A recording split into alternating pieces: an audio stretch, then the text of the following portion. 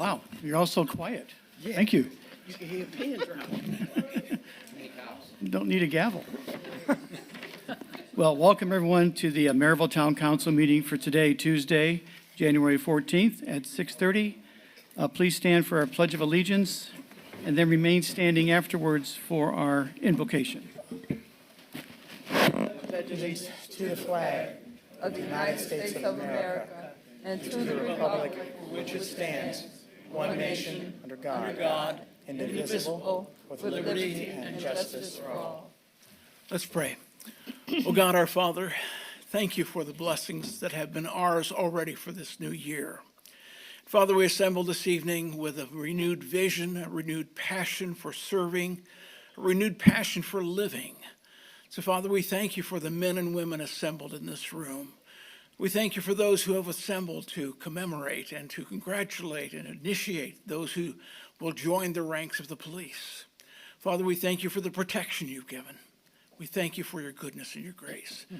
So now, Father, as we seek your face, we seek your leading, your guidance, your wisdom, your knowledge upon those who have been chosen to lead this community. May they with grace go forward. In the name of Jesus, amen. Amen. Please remain standing for a moment of silence.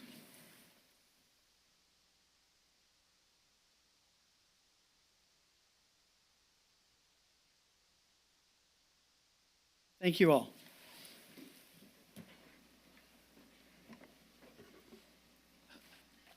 Mr. January, could you call the roll, please? Yes, Mr. President. Vice President Neal. Here. Councilwoman Haynes Edwards. Present. Councilwoman Chandler Felton. Present. Councilwoman Uselak. Present. Councilman Pettit. Here. Councilwoman Hardaway. Here.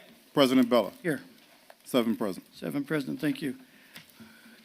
Tonight, we do have under petitions, communications, acknowledgements, and remonstrations, the swearing in of new Merrillville Police Department officers. We'd like to welcome to the front table here, along with our police chief and the police commissioners, Griffin Belt, Brandon Anderson, and Lauren Collin.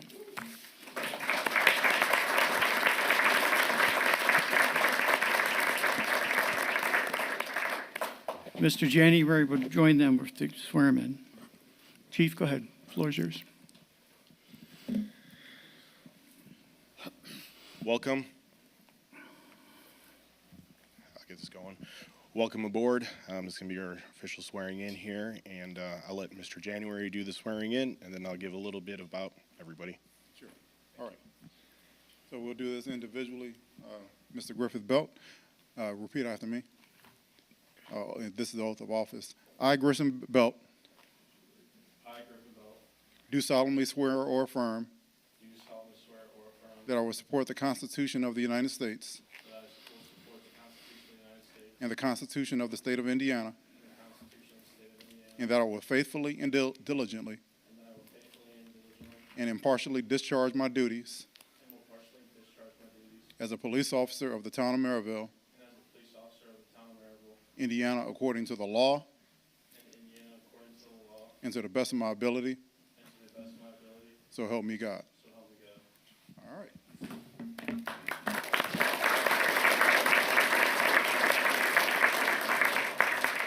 And I'm doing this in the order that it was given me. So ladies should not be last. But I, Braden Anderson, do solemnly swear or affirm that I will support the Constitution of the United States and the Constitution of the State of Indiana, and that I will faithfully, diligently, and impartially discharge my duties as a police officer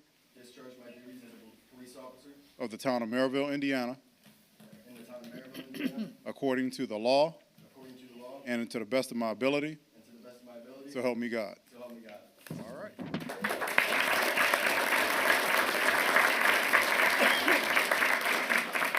And finally, I, Lauren Collin, do solemnly swear or affirm that I will support the Constitution of the United States and the Constitution of the State of Indiana, and that I will faithfully and diligently and impartially discharge my duties as a police officer of the town of Merrillville, Indiana, according to the law and to the best of my ability. So help me God. Congratulations.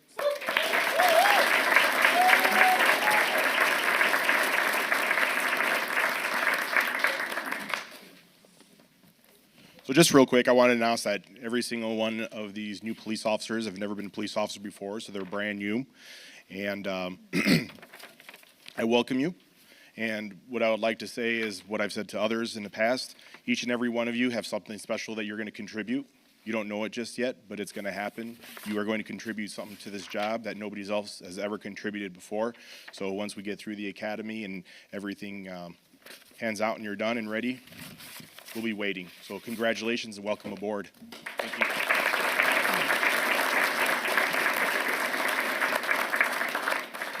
Also, one more thing, I'd like to welcome and announce our new Assistant Chief, Matt Vassell. Matt Vassell has been part of my command staff for the last, it's been going on 4 years now, and he decided to step up and become the Assistant Chief. So this is Matt, everybody, and give him a warm round of applause.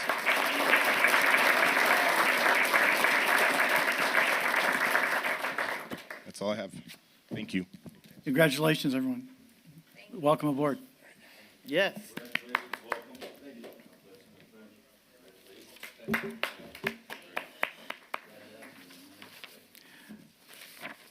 Brian, if you want to get a group photo, please come forward. And if you mind sharing that with me, since Chaz isn't here tonight, I'd appreciate that, sir.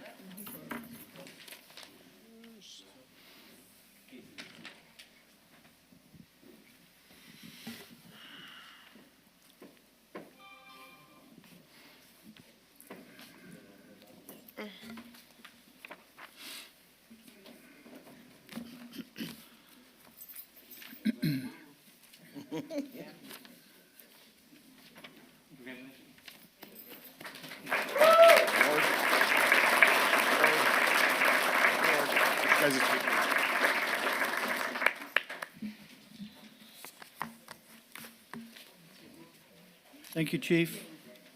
Mr. January. We also have a letter from the town attorney. I'd like to read it to the record. Do you have it? Oh, you do. Go ahead. Oh, yeah. You want me to read it while they're walking out? Yeah, I think it's okay, sure. Okay. All right. Dear President Bella, it has been my distinct pleasure to continue to serve as the town attorney for the town of Merrillville Town Council, Plan Commission, Board of Zoning Appeals, Redevelopment Commission, Economic Development Commission, Abandoned and Blighted Properties, and Ordinance Violations. At this time, I would like to be considered for reappointment to fill these positions for the calendar year of 2025. Thank you for your consideration. Very truly yours, Kapinka Pingus, Doolin, PC, Joseph C. Fetinoff. Mr. President, motion to reappoint Joseph Fetinoff Second. to all the firms he listed in the letter. Second. Thank you, Mr. Pettit. Motion. Councilor Hardaway for a second. Questions or comments on the motion? I do want to point out publicly what we talked about in our workshop is that this company has kept our rates the same for the last 8 years. I don't know of anything else that hasn't gone up in 8 years. So, Joe, thank you for doing that. I mean, it means a lot to us. I appreciate that. No, thank you for the opportunity. Any other comments? Yeah, I have a comment. And I know I probably don't have the votes, but I do think that we should probably consider another town attorney because once, I can cite 4 different reasons, but in one particular instance, I asked something about the MCD and saying, why don't we take over the MCD? And we talked about how the legislation was dead. He didn't disclose to me for the fact that he actually represents the MCD. So it was a conflict of interest. And then secondly, just recently, at a plan commission meeting, I'm not an attorney, but I did learn in the 8th grade about the Bill of Rights. And he made the statement that the town has not adopted the First Amendment. That's a problem. Absolutely false. We have it on tape. Great. Mr. President, call for the vote. We have a No. motion and a second on the floor. No, I'm talking. I have the floor. This is a council decision, Eric. No, it's not a council decision when I have the floor. After I'm finished talking, then you can maybe call for a vote. In fact, you can't call it. He's the president. Once the debate has died down, it's up to the president to call it, not somebody that's a council people. Read Robert's Rules of Order. You're not a policy member. Wow. I can make a comment. No. Anybody can make member a of the comment. public. But this, second, he mentioned we went through a litigious process where I'm paying the town attorney, the court is paying the town attorney, and they're paying the attorneys, 3 attorneys, to fight over the fact whether or not the clerk treasurer has the ability to break a tie. That's Indiana law. Several people have sided with it. The judge has just recently sided with it. But we're getting opinions that don't make any sense, and it's costing the town some unnecessary money. And then finally, today, the court basically decided that, which we'll find out on the 27th for sure, that they were trying to suspend the ruling or get an error in judgment or whatever that is, and he can explain whatever that is. An error in how the judge determined that the court should stay open. And the error was that it should have gone to second reading. The reason it's probably going to be thrown out is a reason that you hire attorneys so they can cover every single detail. In this particular incident, the town did not adequately explain that it was a first reading. And as a result of it not being a first reading, whatever they were talking about was a moot point. We've got representation in this town that's costing us money. And we should probably definitely consider somebody else. So it's not my vote, but I just wanted to make those comments. Please call the roll.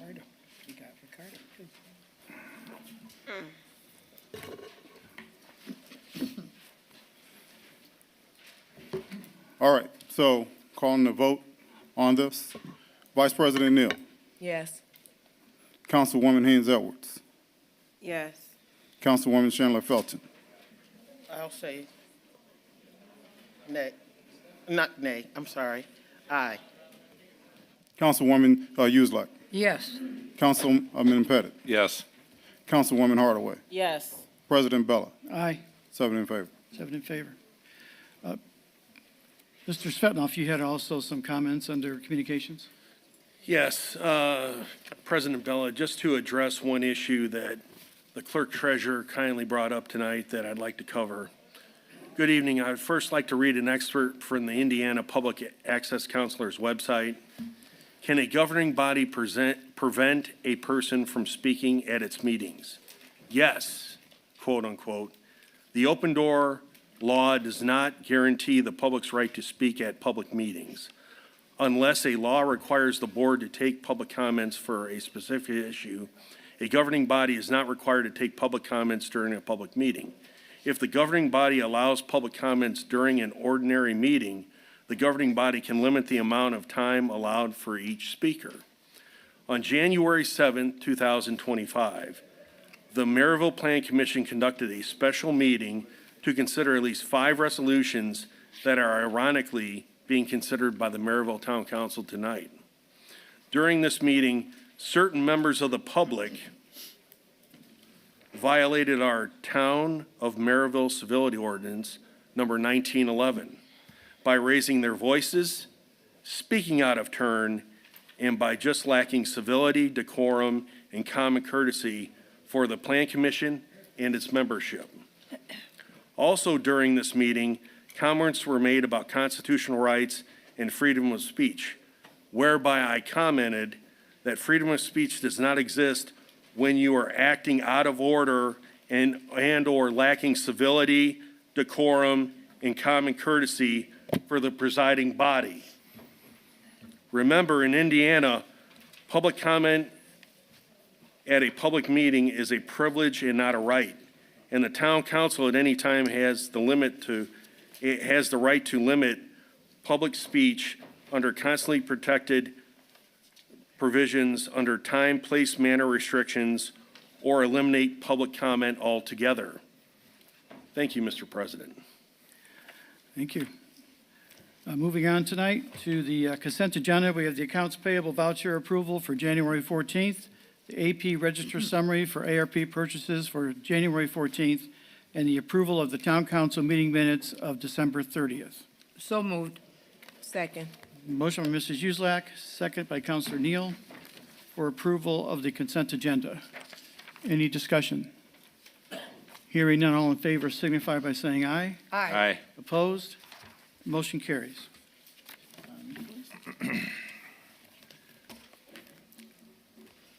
Moving on to standing committee reports, Budget and Finance, Counselor Neal. No report tonight, President Bella. Council Affairs, Mrs. Uselak. No report tonight. Street Department, Mrs. Uselak. Oh, the street department? I have been in touch with Mr. King over the weekend, and they have done a lot of snow plowing. Friday, Saturday, and Sunday, they were out there all day long, and Sunday or Saturday, they were up until 1 a.m. in the morning of Monday morning. So they've been doing a real good job, and I'm sure the town appreciates it. And if there's anybody parking their car on the street during the snow plowing, please remove your car, put it in a driveway, or just get it out of the way of the trucks so they could do the proper job. Okay, Steve has also, under his direction with his crew, they have done a lot of pothole patching all through the town. They also were plowing and salting the bike path and parking lots at the parks. So I commend you, Steve, for doing a good job with your crew. Thank you. And that's my report. I do Mr. have a President. comment, President Bella. Go ahead.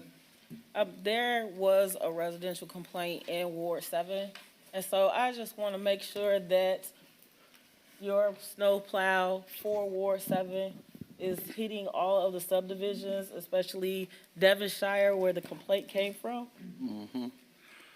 So actually, I got a call today from a resident on Van Buren Street in Devonshire. She claimed that her street has never been plowed since snow has started falling this year. I went out 5 minutes after the resident called. I sat in front of her house on the street. I took a picture. I showed Councilwoman Hardaway. You can see the pavement on the road. So obviously, we were out there and have been out there. So anytime we get complaints like that, we investigate. I did this one. You can clearly see pavement, and it was plowed, so. And as chairman of this committee, Mr. King and I had talked about that today.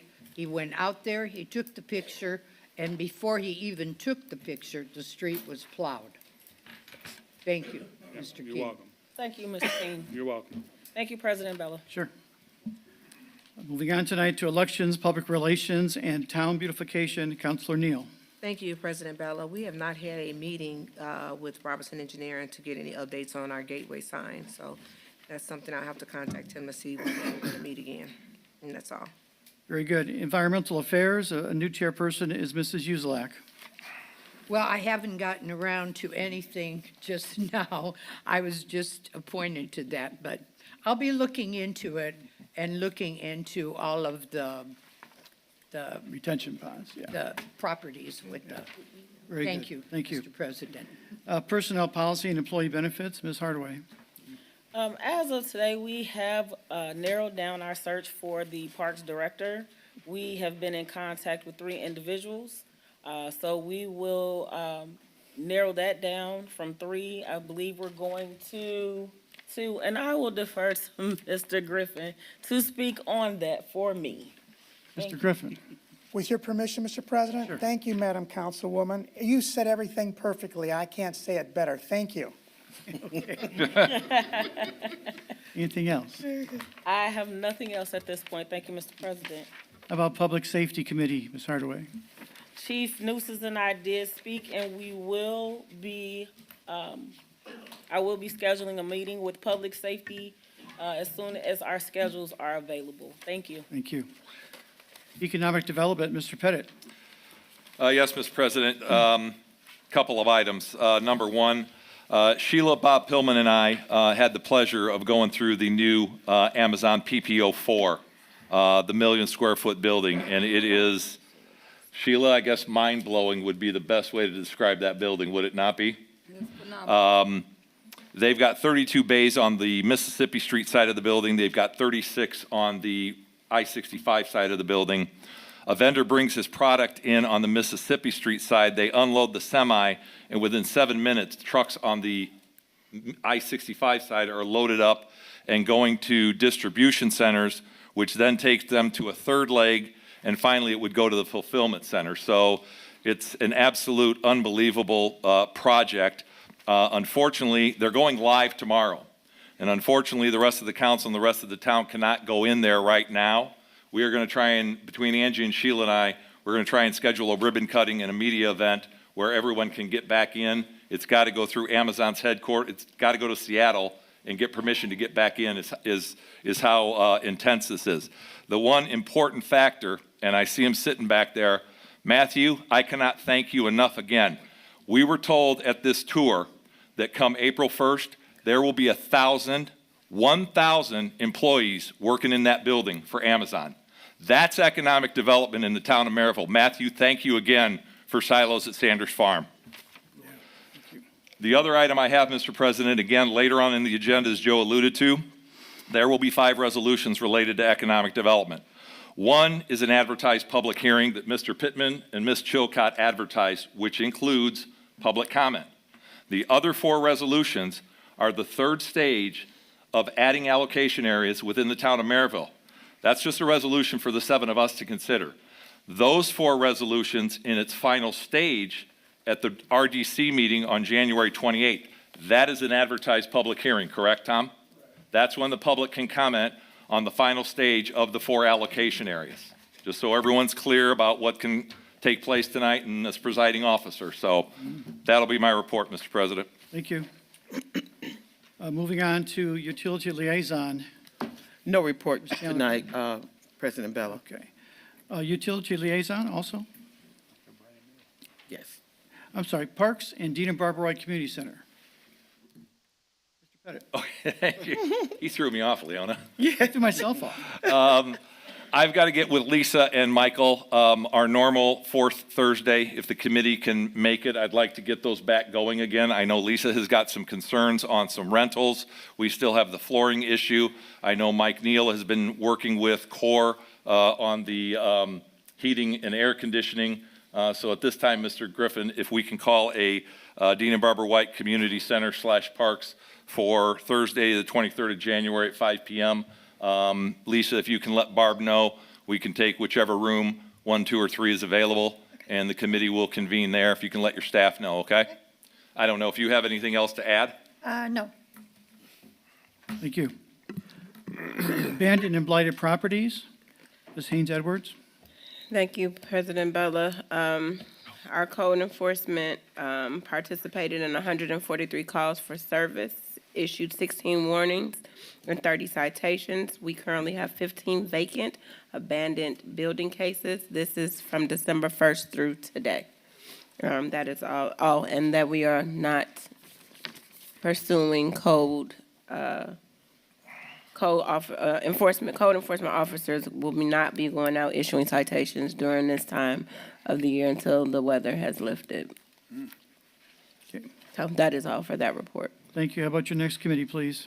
Semi-quincentennial committee, we will be meeting in the spring to go ahead and start planning so that we can get a committee using our residents as well as some of our town employees. Very good. The special town projects, Councilor Neal. Thank you, President Bella. I just want to make a correction about the gateway signs. I did receive an email, so we did hit a little bump in the road with that. I do see Bob from Robinson Engineering is out there, and he did correspond with me earlier today, but I didn't see the email. So I just want to update that.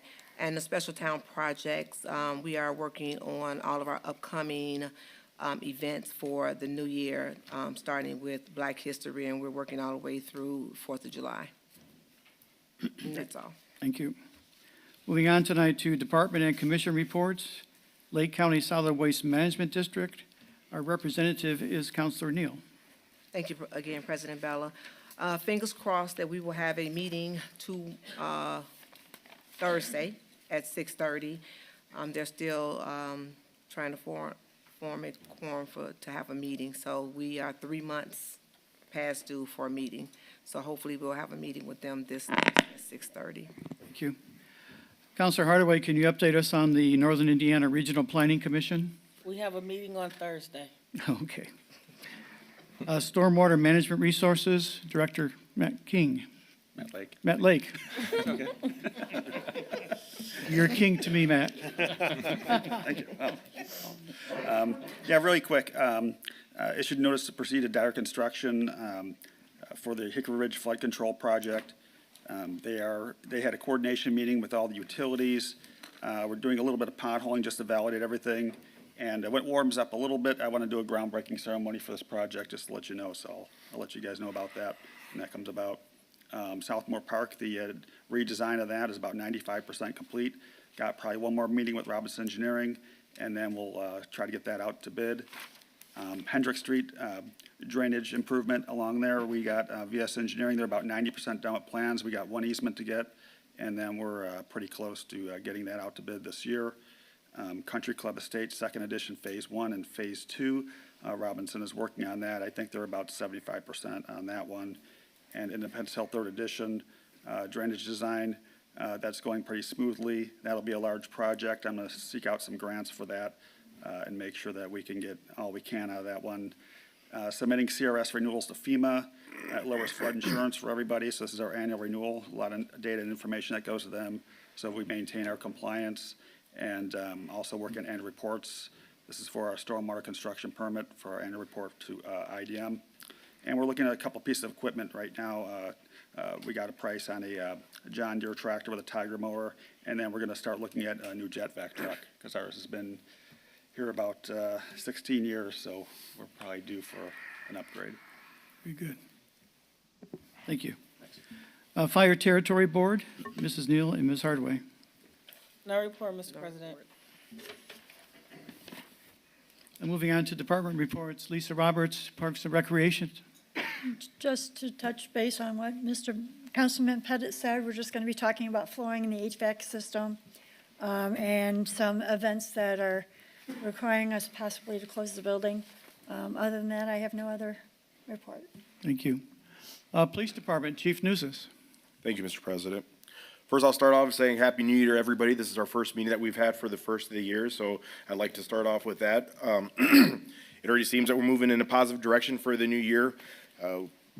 Yesterday, my administration staff and I met, and we discussed pretty much everything that we saw for 2024, what we liked, what we didn't like. We discussed our goals. Each and every one of us presented goals and expectations that we have for the new year. And we want to quickly work on them to get them in place. We are looking on how to make Merrillville even safer and even more pleasurable for everybody to come and visit and join us.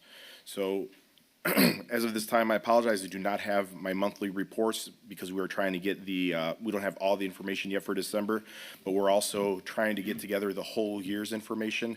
I don't have an Intel analyst, so this is something that the secretaries actually have to put a little bit of an extra burden on, but we are working on it. Councilwoman Uselak, you already said it, but I also want to give a shout out to Steve because today I came out and I saw the roads were paved or roads were plowed. And as working patrol for many years, it's a huge. It's very nice to see that the roads are plowed and we can get to where we need to get to. So thank you. That's all I have. Thank you, Chief. Planning and Building Department, Ms. Sheila Shine.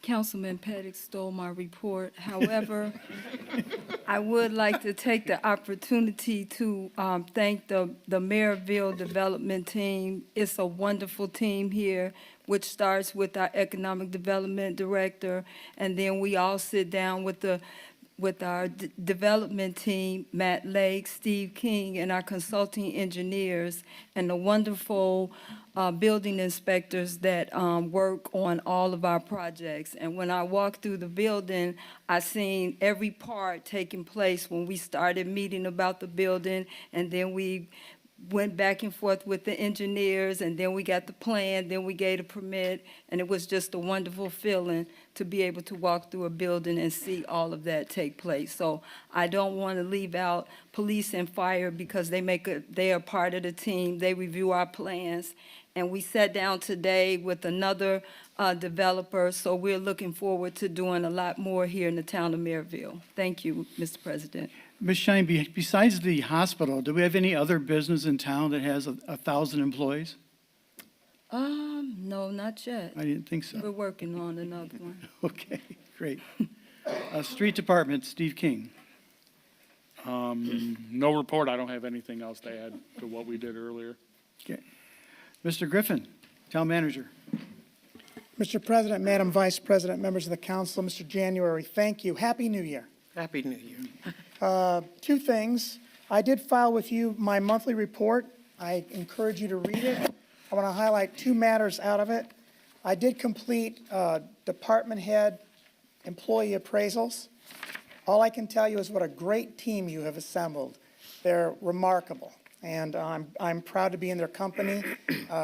What does the Caesar used to say in Latin? Primus inter pares, which means first among equals. That is my role, and I thank you for every member of the council for your hand in letting me continue to do this. I thank you for that. In my report that I do encourage you to read, I want to highlight the fact that we were awarded our grant under the Federal Energy Efficiency and Conservation Block Grant program. This is, it just meant I made a compelling argument and filled out the paperwork well. The money was really there already. It was an entitlement grant based on our demographics, but it is for $76,330 under the aegis of the Department of Energy. And the project we selected is to use light emitting diode or LED lights to retrofit this building and perhaps even Public Works. We have a target of energy savings that is our goal with that. And our hope is there'll be very little local match that's required. There is no requirement. If this will cover everything, we can do it with that. But I'm hopeful, and I'll start work on developing the specifications for advertisement. Apart from that, if there's a question of me, I'll be proud to answer it. Otherwise, I'll be even prouder to be seated. Anything for Michael? Thank you, Mr. Griffin. Thank you more. Moving on tonight to general orders, we have. Hold on. I'm sorry, Clerk Treasurer, you did correct. say you had a report. Sorry. Yeah, thank you. All right. So, first of all, starting off with the part that you don't like, the town as of November the 30th had $42,364,395.13 in the account. We didn't have any fraudulent checks or anything to speak of. Our positive pay is working well. We're still looking for a permanent payroll clerk. But I did want to mention something that I would consider check fraud. And it is per the Indiana statute, it states that all financing agreements and trust agreements and bonds must be executed by two people in this town. That's the executive, yourself, Mr. Bella, and myself, the clerk of the fiscal body. Well, last year we ended off the year, and it was a very contentious year. I didn't want to go into the year fighting. Yeah, I told everyone that I wanted to just make peace. But then, behind my back, I found out that we had closings for the Boys and Girls Club and Andrew High School. And how I found out about closings is that the bonding company presented a bond to us, or a payment request for $100,000. I was so shocked and flabbergasted that somebody asked for $100,000, and I didn't even know about the closing as a clerk of the town. So I found out that we had the closings, and I got copies of one of them, don't have the copies of the other. But I finally got it and saw who executed the documents. It was Mr. Bella and Michael Griffith, not the clerk treasurer. So I believe he signed where it's attested to my signature. He didn't Correct. sign to approve No, any but type this is the of bond. This is the bond. That's the place that normally in every document that I've seen, and I've been here over a year, where the clerk treasurer has always signed, always. There's never been an exception to this. To me, this is tantamount to fraud. And I'm actually pursuing this because this is the type of stuff that we cannot tolerate. We have checks and balances in place. I should never, ever be surprised about a payment being requested by anybody that didn't come out of my office. This is just completely unacceptable. And it also says in Indiana law that just in terms of that among the duties of the manager of the town, The town legislative body may not authorize the manager to issue or execute bonds or notes or warrants of the town. So when I talk about having great legal representation, we have got to have people to hold, not just tell you what you want to hear, but what you need to hear. And that's not what we're getting, and we're having to spend a lot of money in the courts. I should not have to go to the Attorney General, the Lake County Prosecutor, and all of this stuff just to enforce the law. Mr. Griffin, why did you attest to my signature on a time-sensitive document? I think it was. Mr. President, I thank you. This is an awkward moment for me because I've tried to exercise profound respect for the office that you hold, Mr. January. And there again, you characterize some of what's happened just enough to make it feel as if you've got I've been genuine right in grievance. every instance. Please But allow I'll me to let you speak, talk. sir. I'll let you talk. Please allow me to speak. You I'll let insist you on it talk. on yourself, and you Talk. seem to want to get loud, believing that that makes you more cogent. It doesn't. Talk. Thank you. You had engaged in what were conditions on, by the way, I'm very happy that you read statutes that required you to know you have a duty to sign those, not an option. You have an obligation. And every time that you said, I will do it if and then, you wanted conditions to be met, you can't do that when it's an obligation. That you can do when it's discretionary. We had a timetable to meet closing, which you would have been aware of. We sent notices out to everyone. And if you missed that, I will make sure we do due diligence to not let that happen again. But you're kind of angry about your engagement. When you do a constructive refusal to sign, we still need to have an attestation. That statutory provision that says I can't execute bonds, notes, and warrants, I'm fully aware of it. That's what the council president does. My signature didn't make those lawful. My signature only was to attest that the council president signed it, which is what you would be doing under that statute, not as a fiscal officer, but as clerk of the legislative body. Now, I am encouraged to hear that you're now aware of that law and will do your duty each time it's presented to you, because then I'll have more time to do the other things I'm tasked with. But when you characterize it in such a way as it's a fraud, that's patently false and it's not legally valid. And I hope you use that statute to try to assert that somehow I violated the law. It'll be a profound lesson to you that I did not, because I take my oath profoundly seriously. I affirmed it before God and before the person who administered my oath, as you did yours, which I saw. Now, please forgive me for being loud and seem to have to be terse, but you raised it from the unfair advantage of sitting as an office holder at the dais. And I'm in service to all the members in that full council on the dais, so I have a little bit of a one step below that, but I can't let that go as a matter of public education without being rejoinded. Please, sir, exercise caution. If you felt hurt, you could have spoken to me directly. And you have a fairly long email where I explained to you what had happened.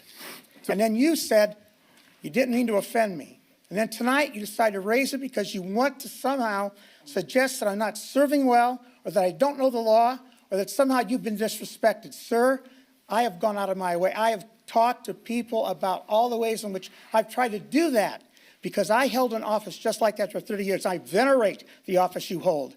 I profoundly respect its role in government. I shared with you about how Scripture talks about a clerk of the legislative body stood up and stopped a riot at Ephesus so that Paul and his legion would not be stoned. And by that I mean thrown rocks at.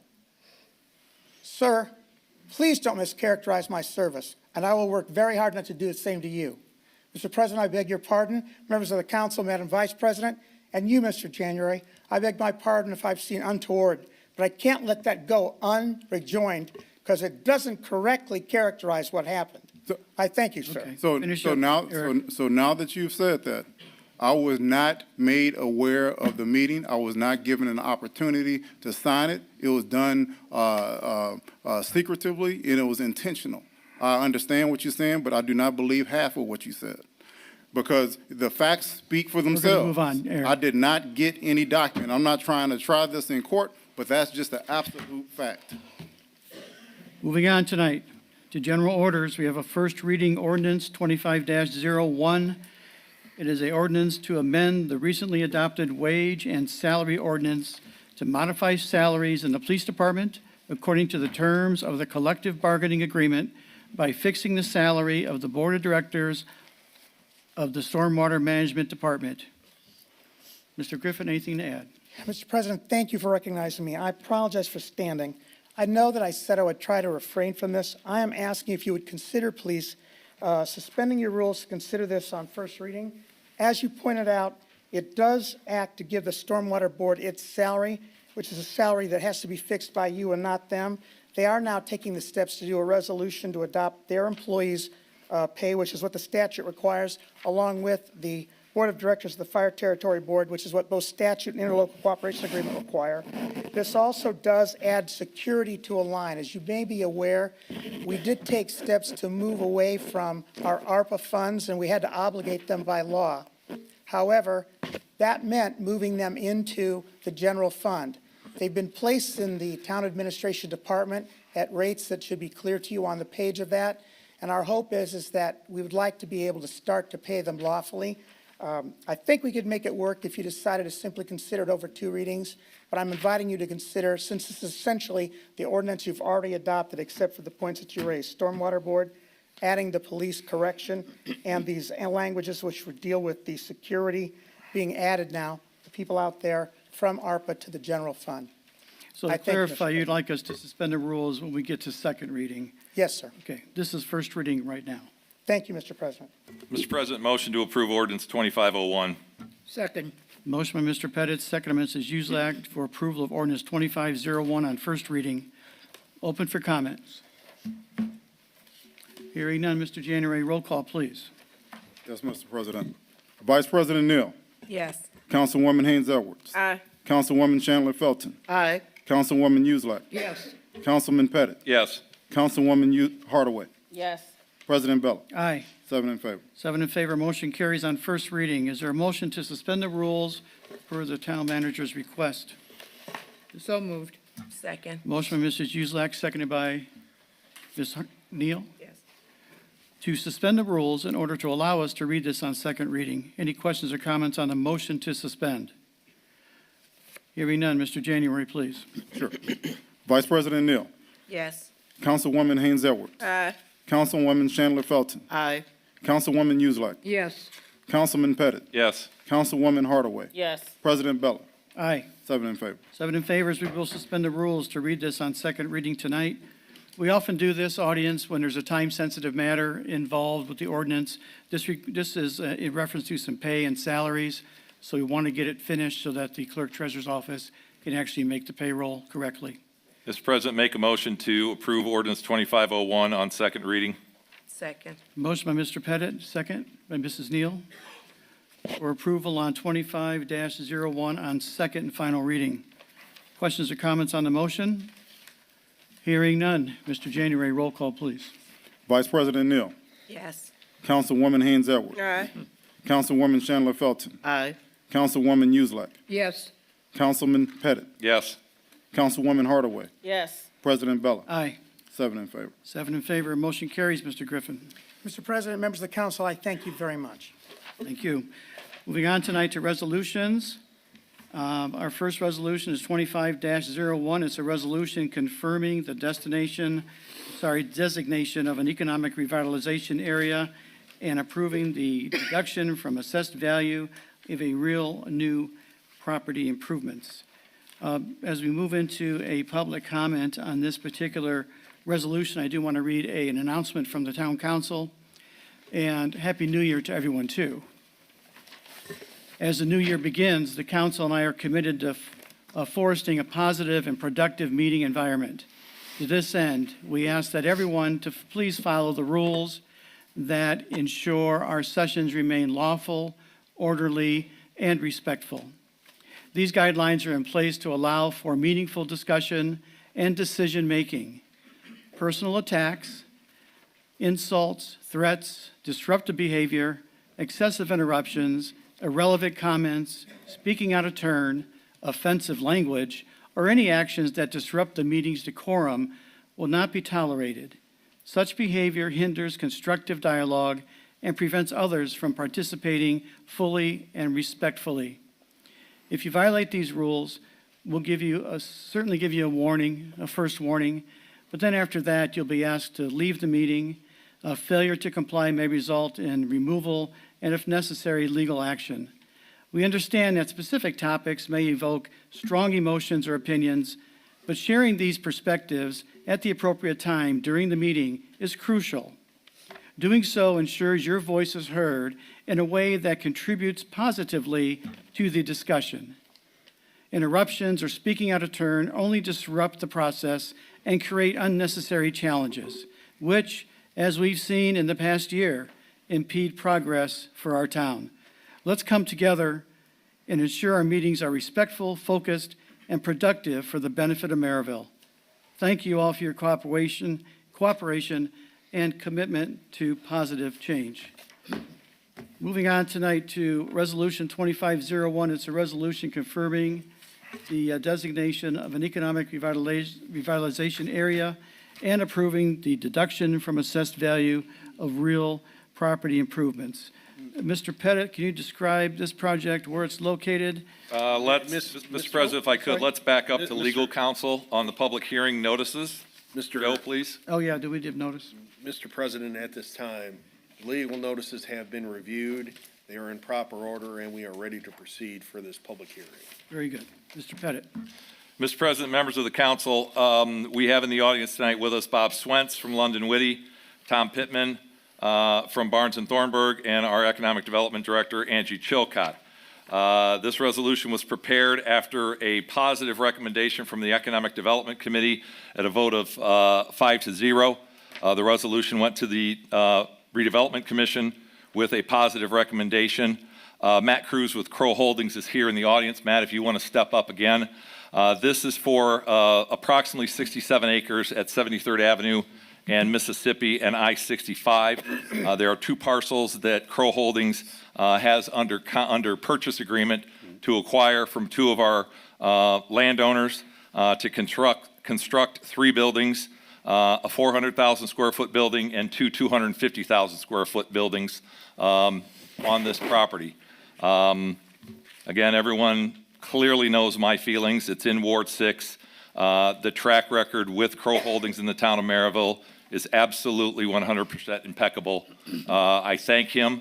The interesting thing about this resolution, keep in mind, ladies and gentlemen, is when people come in and ask us for tax incentives, we have a project labor agreement with the Northwest Indiana Building Trades Council. That means that Matt's contractors in silos at Sanders Farm and the two buildings he built in Ameriplex and these three buildings either have to be built by union contractors or they have to pay prevailing wage in negotiating with Mr. Palmatier and the Trades Council. This is creating union construction jobs as well as permanent jobs. I'll stop, Matt, let you take over. Man, I got to follow all of what just transpired, my lord. Michael, you certainly can articulate a position even in frustration better than I ever could. So I'll try not to sound like a babbling idiot up here. Thank you for everybody that's here, both for and against, or just those just looking for more clarification on what we're asking for. So let me just set the table. I've obviously presented in front of town council plenty of times over the last 5 years. How do the buildings we build and develop get built? So Class A, institutional quality, owned by pension funds, so oftentimes international, but institutional Class A buildings, how do they get built? They get built by the fine folks, many of you who are here tonight in Randy's membership. Thank you for all your support. I understand our contractor, Arco Murray, maybe won an award with you last year? Yeah, if I can speak, I can get up there. Yeah, absolutely. Okay. So, but point being, the folks, many of whom are in the room, have spent the last 5 years building $271 million worth of Class A industrial product in the town of Merrillville. We almost always build on spec, meaning we go out, find debt and equity partners, and develop and commit financially to these investments in town without a tenant. We're betting on the come. That's the way the industry works. There are some build-a-suits where you're building a building specifically for a tenant, a la Panduit is one of our buildings in town, but for the large part, my business is taking a chance that if we build a building, somebody's gonna come along and lease it. I've got a building that's been completed for 14 months sitting at the corner of 101st and Mississippi. You would die if you saw how much that costs to carry every month. That's the risk we take. We have 7 tenants that we brought to the town of Merrillville. All 7 of them, including Amazon on the million footer, have said, we need some type of significant financial incentive to be willing to locate not in O'Hare, not in I-55, not in the I-80 corridor, in Chicago market proper. We need some incentive that makes it worth our while to take a chance on a lesser-known submarket, i.e. Northwest Indiana. There's a lot of industrial base here, but there's not as much as in Bolingbrook. There's not as much in Joliet. That's proven. That's tried and true, right? That's what they're telling us. I can only speak to what I hear from my tenants. We're willing to come here and invest if we know we can build buildings that get leased. If tenants are saying we need to realize the benefit of a tax abatement program to at least be encouraged to come here, to experience all the great amenities, that's what we need to ask for. Tenants pay the tax bill. I don't. The building owner does not. It's a pass-through. The tenants get all of the benefit of any tax incentives you offer. Why should Merrillville be different?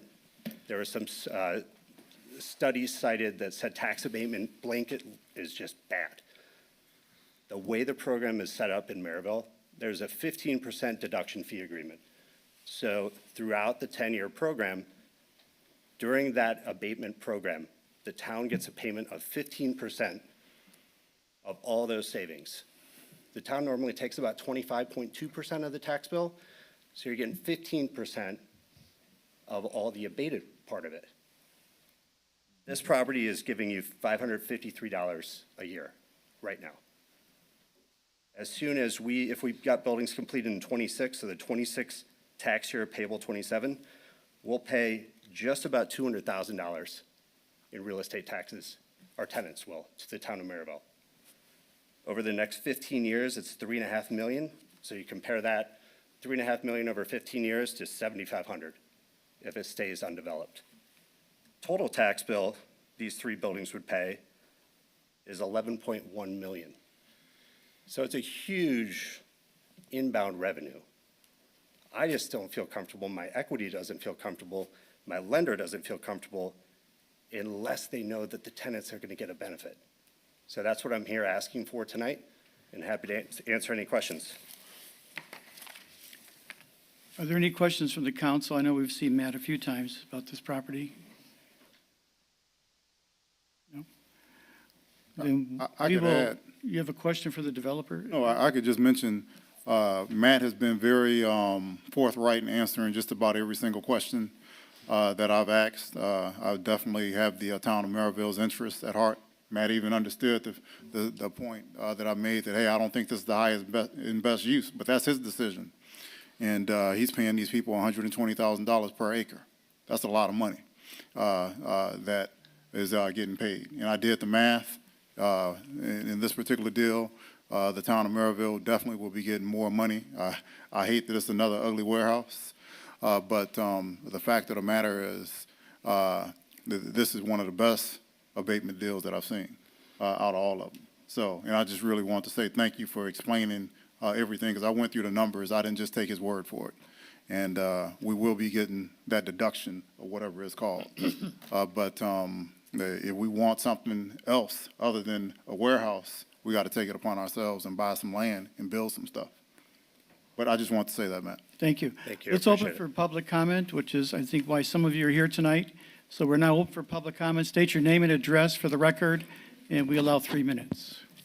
Randy Palmetier. I'm the business manager for the Northwestern Indiana Building and Construction Trades Council. We're an umbrella organization that represents all the trades that covers Northwest Indiana with roughly 30,000 members, hardworking men and women, highly trained. Many of our who are here in the audience. Can I have all my hardworking trade members stand up, please? Everybody stand up. That's what the building trades. Put your hands up. So in the sake of brevity and redundance, I'm not going to have everybody march up here and talk. A majority of the men and women standing right now have worked on those projects out there and live in the town of Merrillville, okay? That's great. So I stand up in support of Resolution 2501, and I hope the council does the right thing on this. And we will remember it at the ballot box if you vote for or against it. if you get what I'm saying. So thank you for the time, and for a point of personal privilege, I'm born and raised in the town of Merrillville. I graduated from Merrillville High School. My family still lives here. So I want to thank everybody for all the due diligence. I also want to point out a few more things. It's been a pleasure to work with Kroll Holdings and Arkell Murray, and they did sign on to our project labor agreements that have clauses in them. Indiana Plan's one of them, minority outreach. They signed on to that. They also signed on to helmets to hard hats. Arkell Murray and Kroll Holdings have put veterans to work and town residents to work on this project, making an area standard, making a union wage, which that dollar flips over 10 times going out to eat, filling your gas tanks. They all live in the town. So whatever you think you're losing on this or that, you're not. It's going back into the community. So with that, I rise in support of it. I want to thank all my hardworking men and women that showed up tonight. Give yourself a round of applause, please.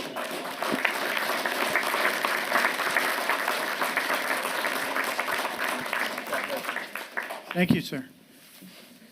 Pablo Payan, 8031 Massachusetts Street. First, I want to thank Ms. Neal for sending me this document in regard to tax abatements that you are in favor and in favor of this abatement itself. And strangely, this is the same one that Chris tried to give you on the last town council meeting that you threw on the floor. So I'm reading what you sent me. Summary and recommendations from this document. We report findings that suggest that as a job creation tool, local tax incentives in Indiana appear to be minimally effective. We also report that there is not a strong relationship between abatements and the growth of assessed value over time. The implication is that on an average, the use of abatements as a tool for growing a property tax base is not particularly effective in the short to intermediate term. These findings cast significant doubt on the efficacy of Indiana's system of property tax abatements in creating jobs, increasing the tax base, or controlling property tax rates. So this is the one you sent me in favor of tax abatements. So Exactly. I still don't comprehend how you came to that decision if this completely disagrees with the tax abatements.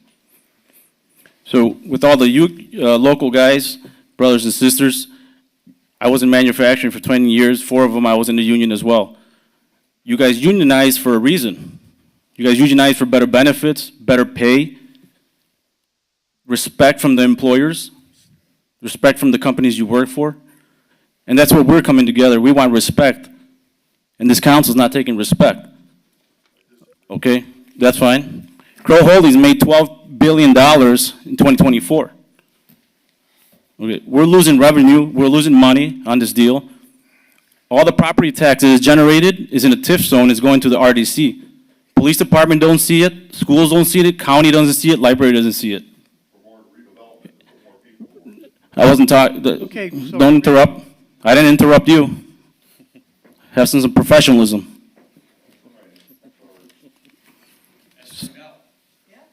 Yeah, you're not gonna escort them? Or you're gonna pick and choose? Got a warning, Okay. Randy. Come on, let's go, guys. Come on. We'll warn you.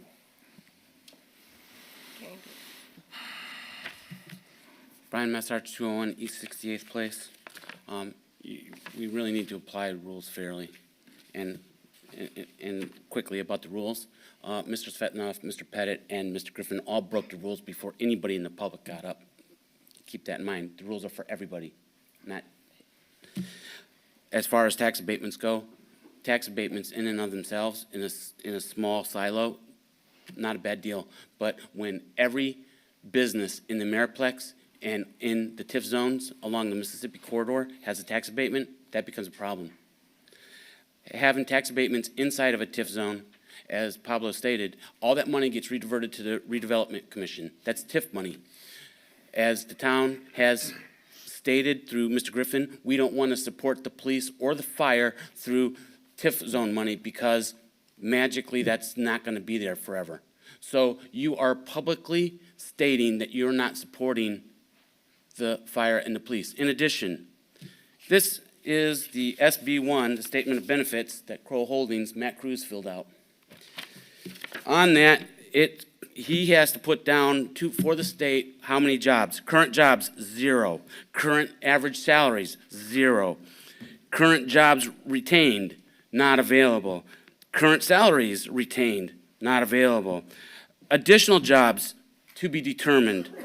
Additional salaries to be determined. This statement of benefits is their company saying this is what we're gonna bring to the table. This says zero. This says nothing. We're gonna give a tax abatement for nothing?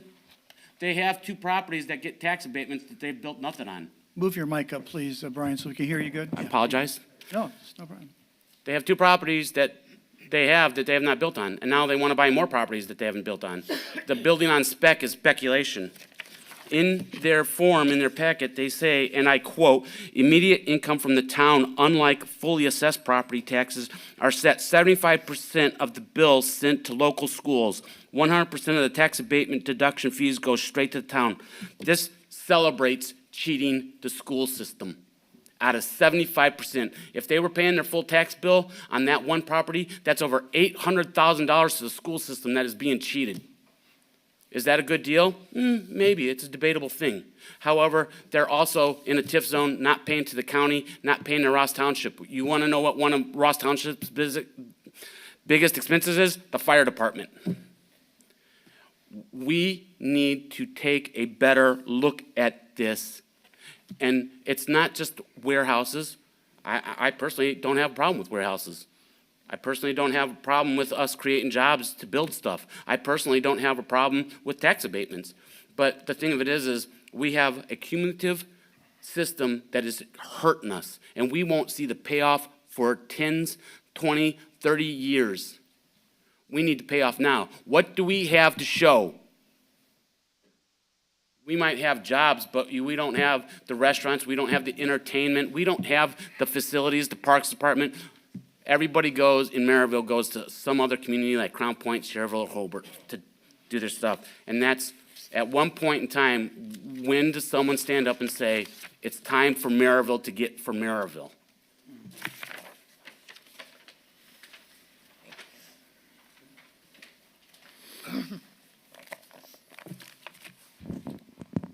Hi, excuse me. My name is Philip Schneider, and I am a research librarian. I was asked to come here by the Merrillville Change Agency. I was doing research on tax abatement policy for them, and they asked me to share what I had learned. All right. So I read several documents and studies. I'm only going to share a couple here today.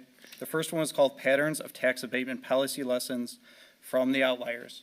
And this was centered in Michigan, which is your neighbor and a similar state.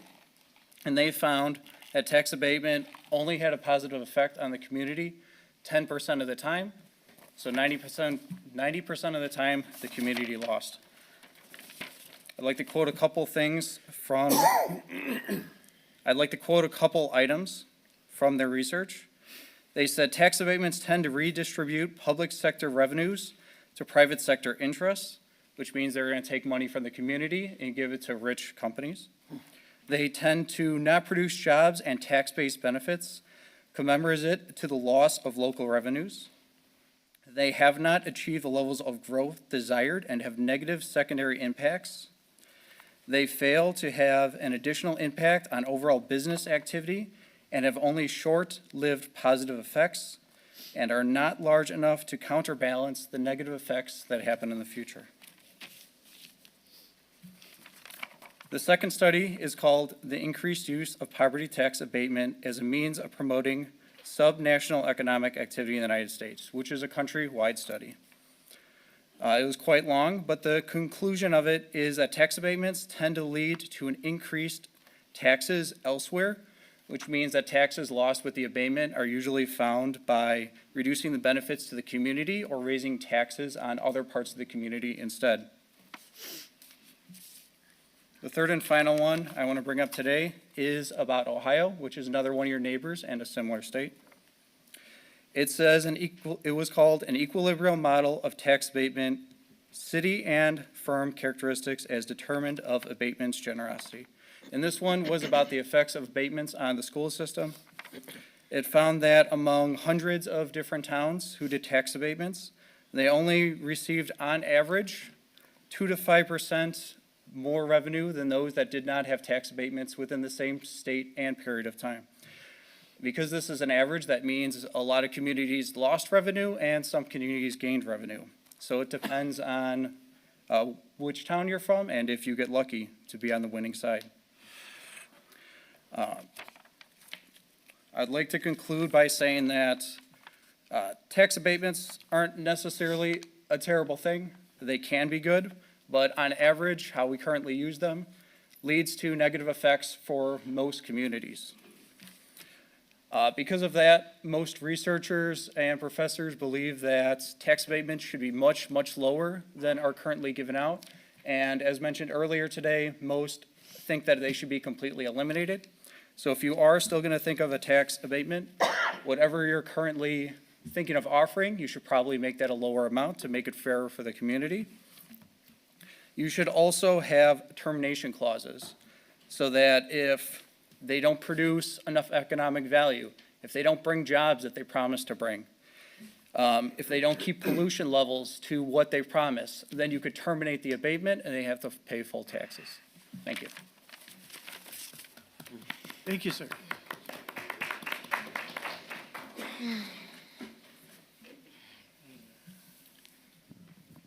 Chris Holst, 800 West 73rd Avenue. For the last 2 weeks, since our last meeting, I've had a little internal turmoil because I realized I was out of line. I want to apologize to the town council and to you directly, Matt. Because I went back and I watched the October 9th Economic Committee meeting. I've watched many of the redevelopment commission meetings. And my biggest thing that I came out with was this: tax abatement, no tax abatement, 5 years, 10 years, none. That's not the real issue here, guys. The real issue is, say Matt gets a 10-year tax abatement, which I intend is going to happen, and I've got no problem with that. But when you put that in the middle of it, and that's just right in the middle of the Mississippi Street TIF corridor. So what that means is, as long as that is sitting in that TIF zone, that money will go to the Redevelopment Commission. It will not be available to benefit the town, the citizens, the ones who want parks, the ones who want additional firefighters, additional law enforcement. By the way, and that's what we've been fighting for, folks. Our passion may come across as we don't like Crow Holdings. It's further from the truth, because you're bringing a lot of value to this town. You're bringing jobs. But quality of life is more than just jobs. It's an important part of it. But quality of life also means that your kids can go to a school that's not falling down, that doesn't have 18-year-old carpet in it. It means that they can go to a park. It means community. We're missing that by all in every which way. So I would have no problem with Matt having a 10-year tax abatement. I know some of my people here are thinking, Chris, have you lost your mind? Because you made sense to me. I put myself in your shoes, Matt. When I watched that meeting, I saw you articulate things. Years 1, 2, 3, we get the administration fee, if I'm not correct. On this property is roughly going to be, about $85,000 a year for 3 years? And then the tax is going to ramp up from there, correct? Until it gets full boat, right? Yep. Is it ideal? No. It's a better deal than what we had. In addition to that, we getting some jobs? Yeah. But what I would ask from you, Matt, is this. Can you help us out with our quality of life? And what I mean by that is, I'm not sure how familiar you are with this town, but 73rd and Mississippi is the end of our historical district. Is that right, Mr. Pettit? Yes, it is. Could you honor that property and our history by putting something on there Can be small, it doesn't have to be huge, but honor the history of our town. And I know personally, I love that bike path and I love all the woods in there. If there was a way that you could turn around and maybe try to keep as much of it as you can.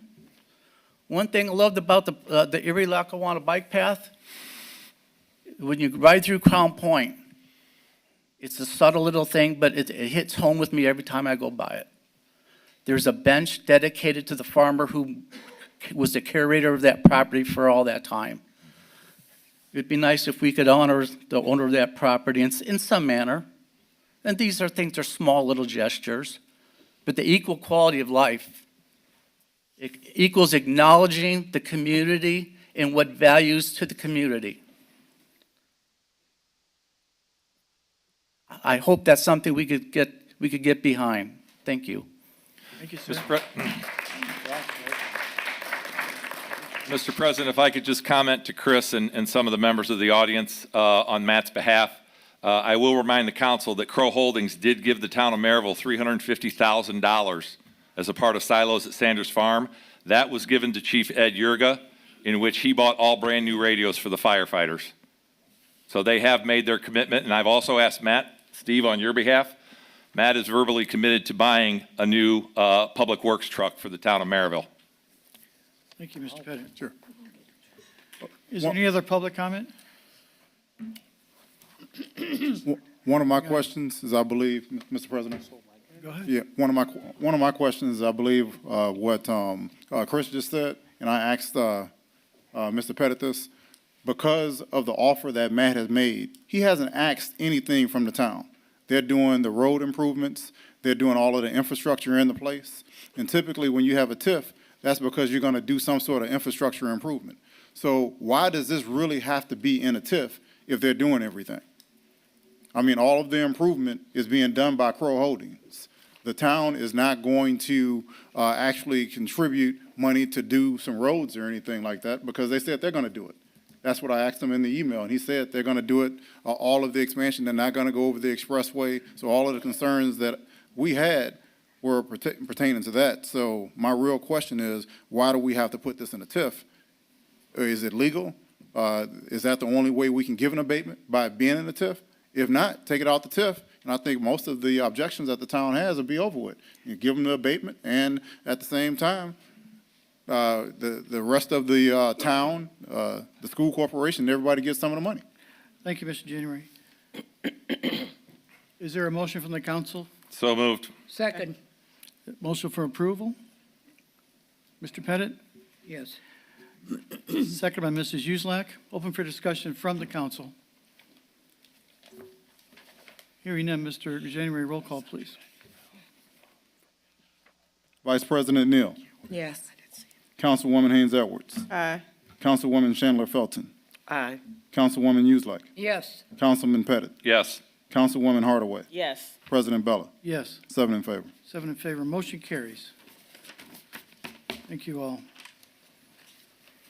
Moving on tonight to Resolution 25-02. It's a resolution of the Town of Merrillville approving an order of the Town of Merrillville Plan Commission approving a resolution designating the declaration of Broadway and Merrillville North Economic Development Area.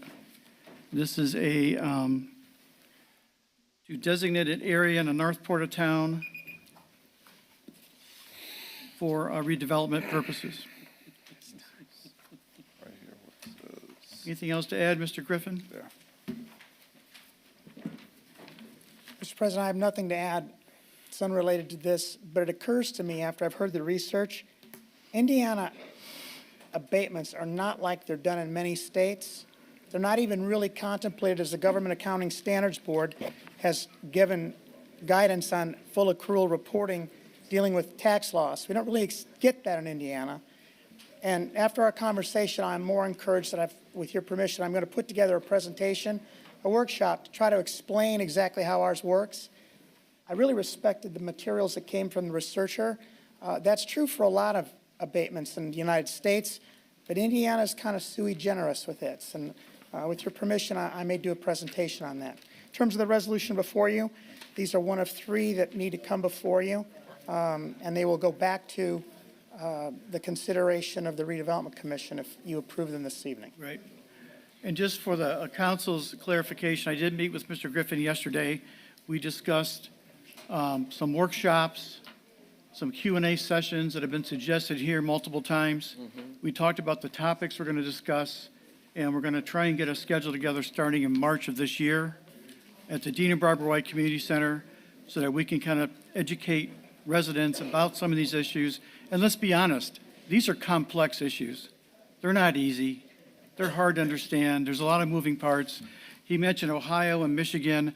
Those states may have different rules on how you can use TIFs. Not exactly the same as Indiana. TIF districts do not take away from the school system budget. That comes, it's figured out of a totally different area, and so it doesn't really affect that. So there's a lot of things we can share with people to help educate, and we're going to start doing that in these work sessions. Mr. President, I make a motion to approve Resolution 2502. Second. Because I have to study. A motion by Mr. Pettit and a second by Mrs. Uselak for approval of 2502. Any other discussion from the council? Mr. President, I'll remind the council and members of the audience that, again, this resolution and any subsequent resolutions will go back to the Redevelopment Commission. Mr. Pittman and Angie will prepare the legal notices, and there will be legal public hearing at the January 28th RDC meeting at 6 o'clock. Any other discussion? Hearing none, all in favor signify by saying aye. Aye. Aye, opposed? The motion carries. Moving on to Resolution 25-03, it's a resolution in the Town of Merrillville approving an order of the Town of Merrillville Plan Commission, approving a resolution of the Town of Merrillville Redevelopment Commission designating and declaring the Mississippi Crow Economic Development Area. Mr. President, make a motion to approve Resolution 2503. Second. A motion from Mr. Pettis, seconded by Councilor Neal for approval. Open for discussion. Hearing none, all in favor signify by saying aye. Aye. Aye, opposed, same sign. The motion carries. Moving on to Resolution 25-04, it's a resolution approving an order of the Town of Merrillville Plan Commission approving a resolution of the Town of Merrillville Redevelopment Commission designating and declaring the Silos East Economic Development Area. Motion to approve Resolution 25-04. Second. This is a motion by Mrs. Uselak with a second by Mr. Pettit for approval. I believe this moves the district a little bit further to the east to encapsulate the land where the data center may go in. Yes, that's correct. That's on 101st Avenue. Questions or comments? Hearing none, all in favor signify by saying aye. Aye. Aye, opposed? That motion carries. Moving on to Resolution 25-05. It's a resolution for the Redevelopment Commission designating and declaring the Liberty Estates West Economic Development Area. This is the new Liberty Estates West area that goes across Whitcomb Street. That's in Mrs. Uselak's district. So moved. Motion by Second. Mrs. Uselak, second by Mr. Pettit for approval of Resolution 25-05. Questions or comments from the council? Hearing none, all in favor signify by saying aye. Aye. Aye, opposed? That motion carries. Moving on to Resolution 25-06. It's a resolution providing for a transfer of appropriation balances from and among major budget classifications in the Police Department, in the Parks Department, and in the General Fund requested by the proper officer and forwarded to the Town Council for action. Mr. Griffin, anything to add on this? Mr. President, none. It's fairly straightforward. It has no net impact on the aggregate budget, but it will put some monies in the places they need to be to support expenses that we're aware of in the next month or two. Chair will entertain a motion. So moved. Second. Motion by Mrs. Uselak, seconded by Councilor Shi, for approval of Resolution 25-06. Questions or comments from the council? Hearing none, all in favor signify by saying aye. Aye. Aye. Opposed? Motion carries. Last resolution, 25-07, it's a resolution authorizing temporary inter-fund loan or transfer pursuant to Indiana Code to support cash flow in the redevelopment general fund. Mr. Griffin.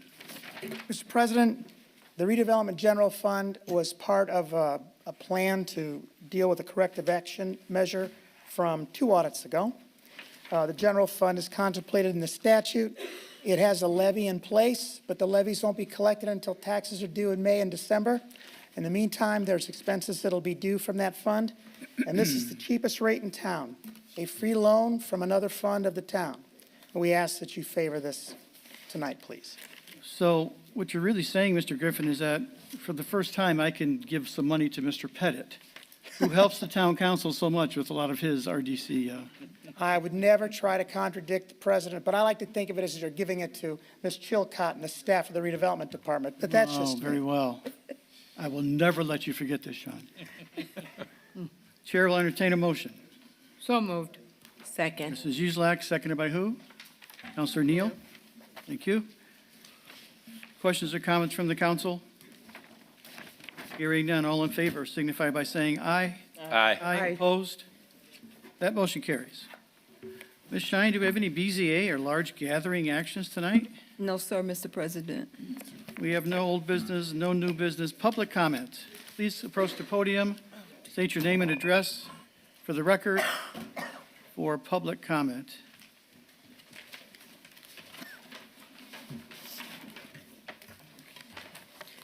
Hello, my name is Elizabeth Scott. I live at 15 West 71st Place. I've lived here my whole life, so I've been here for 54 years. And I got involved in September, whenever the taxes were talked about being increased. And legitimately, I know that you all have done a lot of things for us over the last 50 years of my life, and I've largely not been involved.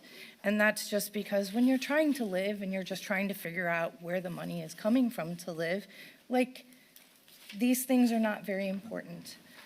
However, the last few months, my husband and I have been showing up to every single meeting. And we have been showing up to every single meeting because we don't understand what's going on, and we really want to understand what's going on. We do want to get involved. We do want to make where we live a really good place. I grew up here. So I remember the drive-in, and I remember going places in town, Hidden Lake Park. Like, this place was amazing. We would like to have that for our children. We would like to have that for our grandchildren. So we have been showing up for the last few months, and we understand that we don't know what you've done. And we understand that that's probably really frustrating when we come up here and ask questions.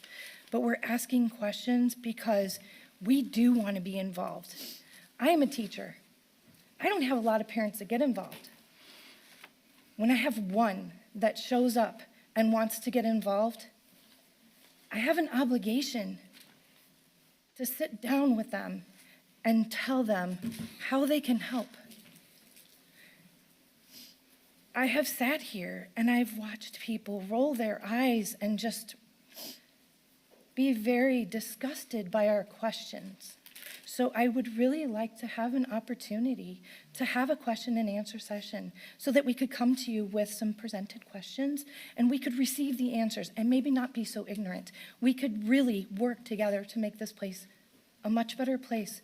I don't have grandkids, but at some point, I don't want to take them to Crown Point. I don't want to take them to Hobart. I want to take them to Merrillville, where I grew up.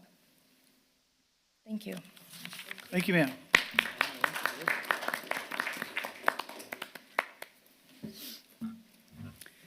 Sabina Miller, 3120 West 75th Place. I think my question, and I realize you do not have to answer my questions from looking at these rules, the Roberts rules.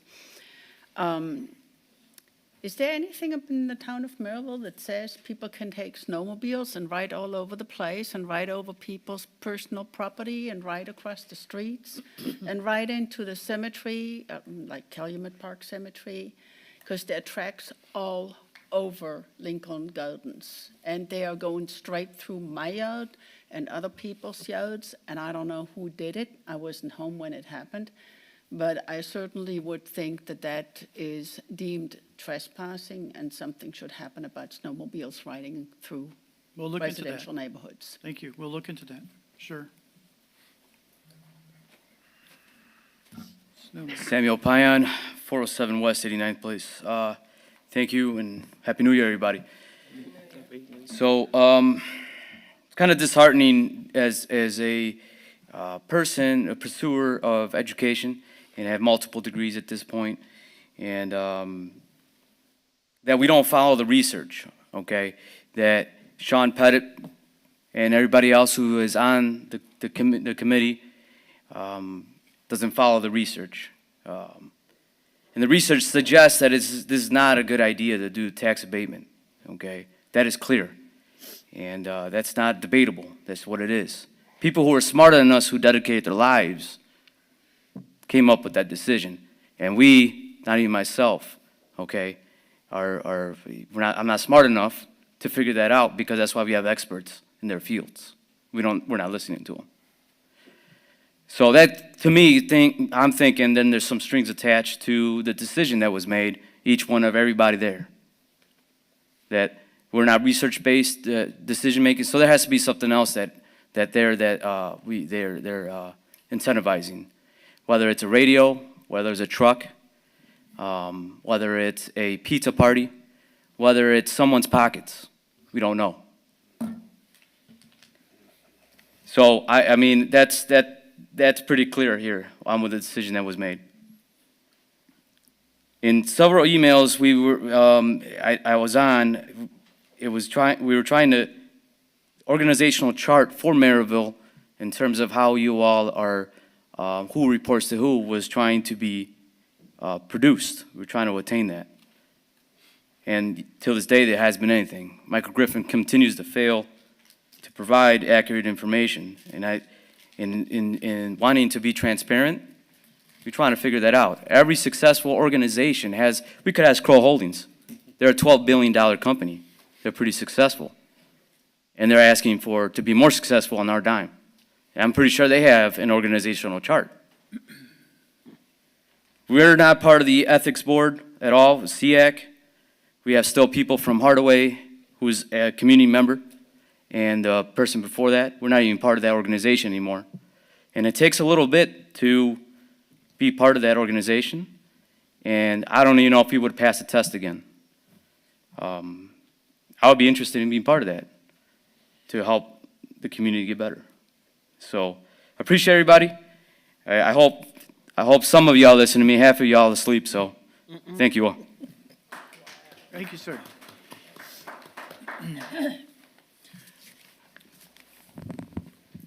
Pablo Payan, 8031 Massachusetts Street. Hey, Joe, do you know the First Amendment? Congress shall make no law respecting an establishment of religion or prohibiting the free exercise thereof, or abridging the freedom of speech, or of the press, or of the right of people peaceably to assemble and to petition the government for a redress of grievances. On January 7th, 2025, we had the Plan Commission meeting. At approximately 6:56 p.m., Brian Messarch was doing public comment. And you tried to bully him by saying the First Amendment is not adopted here. It's on video, and I can forward you the video so you can see it, even though you shake your head. Then during my public comment, you again tried to bully me in saying what I had to say and infringe on my First Amendment right of free speech, saying I didn't have freedom of speech. You as an attorney, you should know this. Merrillville Section 2-40, the rules of parliamentary practice compromised in Robert's Rules of Order, newly revised, shall govern the town council in all cases into which they are applicable and provided they are not inconsistent with the division. Robert's Rules clearly states the public has the right to make critical and harsh remarks. So if you're following these rules, you should understand that we can make critical and harsh remarks. Now, we've all been coming to these meetings. We haven't been offensive to any of you guys. We bring the data, and you guys don't like it. And that's what you guys find offensive. So Sean, your abusive yelling at the Plan Commission meeting was completely unprofessional. Coming from an elected official, you cannot contain yourself when the public posts factual data and is exposing the poor decision-making that you are making for the town of Merrillville. You should lead by example. Now we got Michael Griffin yelling, and then next meeting we'll have somebody else yelling. If you can't contain your anger, maybe you need to find another different job.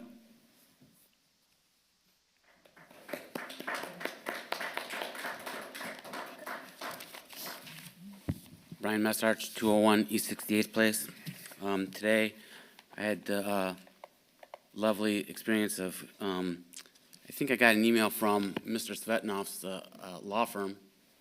I don't know what it says, but I can guarantee you it is a notice from the town of Merrillville, and it is not ADA compliant. And if I have to sue you and the town and your whole law firm so that you follow federal law, I'm sure I'll find an attorney who will take that. Mr. Mullins has done pretty well. I'm tired of asking nicely. When you're disabled, you don't go and shout it to the world because you just want to live like a normal person. Our lives are hard enough. It's sickening. At that planning committee, we are at a point, and I am going to go back to a conversation I had with Ms. Neal. She's like, why does it always have to be a fight? We don't want the fight. We've been begging for a Q&A. We've been asking for a round table. That's what we want. At that last meeting, Mr. Pettit says, I'm too old to care. If you're too old to care, then maybe it's time to just hang it up and walk away. There's no shame in that. I want someone who cares about Merrillville. I've lived in Ward 6 for 26 years. I've owned my house. Mr. Pettit has had a public forum for residents of Ward 6 0 times. We need to change that. We need to change the temperature of this. This whole thing, the fighting, and it's getting us nowhere. We need to sit down even if we disagree. Pettit said that we hide behind keyboards. No, we're coming to the meetings. We come to the workshops. We're voicing our opinion. We may disagree. It doesn't mean I hate you. It doesn't even mean if I like you or not. Maybe I disagree with your opinion. That's all it means. We need to get away from this rhetoric where we are trying to shame each other and make each other feel stupid and incompetent and worthless when we're all trying to build the same thing. When are we going to get together, not in this form, not hiding behind all the things? When are we going to come together and sit down and start hashing things out? Because until we get to that point, it's just going to be mad fighting. And to be honest with you, I've been doing this for over 4 years. I'm getting kind of tired of it. I just want to see better. When can we get to the point where we're working on better? Better together. Thank you, sir.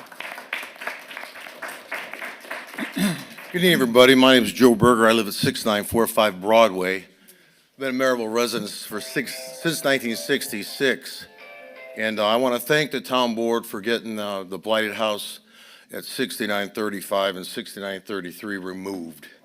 It's a pleasure to sit on my driveway and look across an open field of greenery instead of a falling down, vermin-infested shack that I lived next to for 34 years.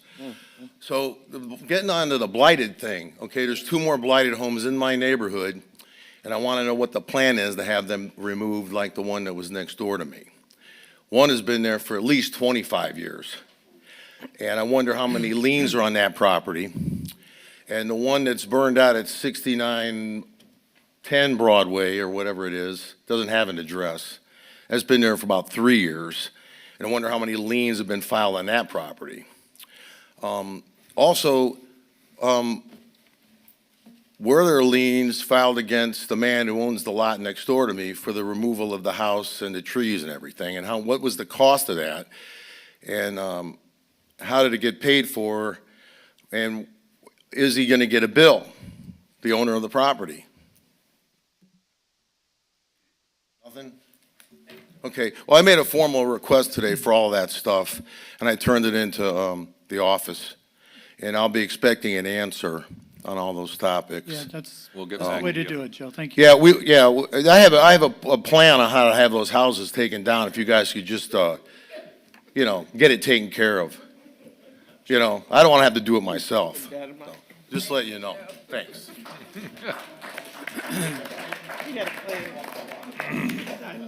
The next council meeting will be January 28th at 6:30. The RDC meeting will be January 28th at 6 o'clock. And just for the ones suggesting to get together, that's what I was referring to about a March date. So we're going to come up with that. Maybe you didn't hear when I announced it earlier. So your Q&A session will be in March sometime. That's what I was referring to when I said I met with Mr. Griffin yesterday. So as soon as we get dates confirmed, we'll get the information out. Okay? With no objection, I will adjourn. Motion to adjourn. Aye. You don't need to vote. Thank you. Joe says